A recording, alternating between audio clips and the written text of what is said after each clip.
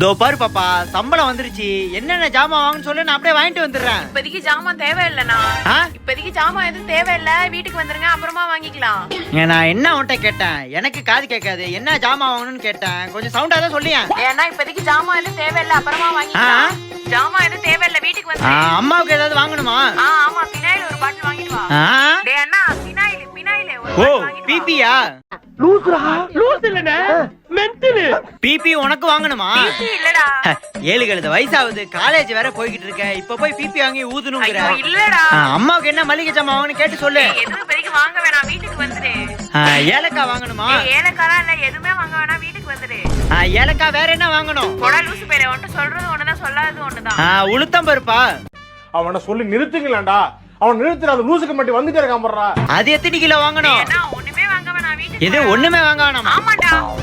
சரி, அதுக்கு ஏன் இப்படி கத்துறா? பொறுமையா சொல்ல வேண்டியதுதானே. நான் அதை பேய் குறுக்கால வந்து போயிட்டு நினைச்சிட்டேன். ஐயாடி.